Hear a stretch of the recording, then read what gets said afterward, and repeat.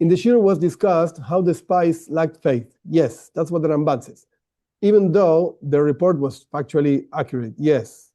What practical steps can we take in our own lives to avoid this mistake and strengthen our faith when facing difficult challenges? Woohoo! I would say like this. It's a problem of perspective. Either when you see the challenge, you see actually a challenge, or when you see a challenge, you see an opportunity. It's the same thing, but it's just the perspective is different. So when you see a challenge, you suffer. Because this and that, and I don't deserve this. Why is this happening to me? I'm a good person, and blah, blah, blah. You can put whatever excuses you might find in your life. And probably they're all correct. That's the truth. They're probably correct. Because you are a good guy, and because this and that, blah, blah, blah. And still this is happening to me. Why is this happening to me? Or you can look at it as an opportunity. If God is challenging me in this particular way, I have to try to understand what does God want from me.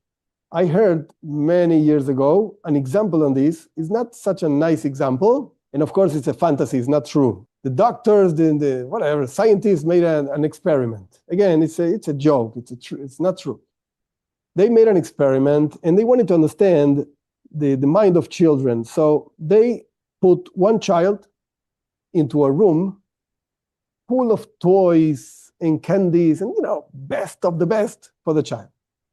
And the other child, they put it into a room full of, horse excrement. Really disgusting. And they closed the doors and they waited to see what happens.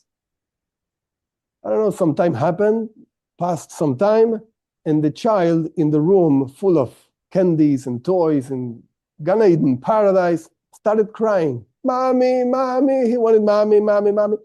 Okay, they opened the door and the mommy came and whatever. The guy was soothed. But he started crying. And the other one, time passed and nothing was going on. Some time passed and they didn't hear anything about the child.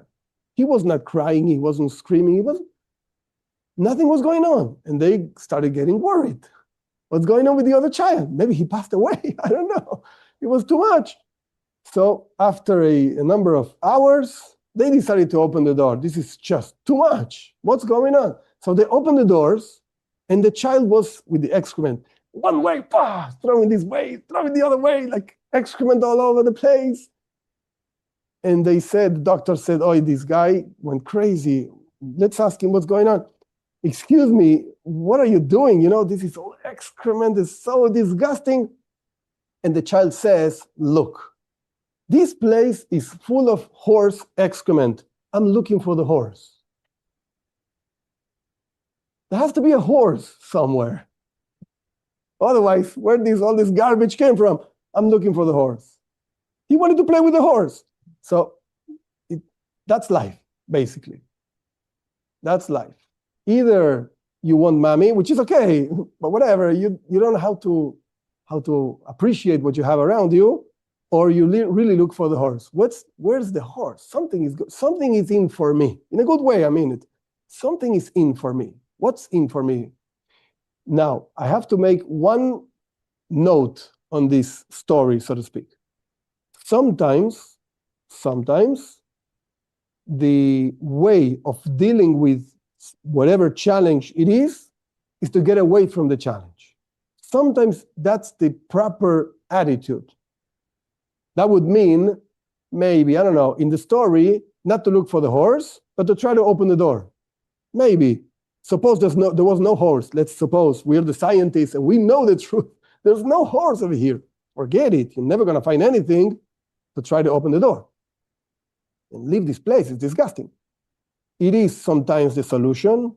And sometimes, I don't mean the solution. I mean, that's what God is expecting from you. Know which situations to go away from and know which situations to, engage and look for the horse. Even though it's disgusting, but look for the horse. And sometimes it's very difficult to know what the proper attitude is. And I always say, that's why our sages say in the Mishnah, actually twice, in Pirkei Avos, the ethics of our fathers, Asei lecha Rav.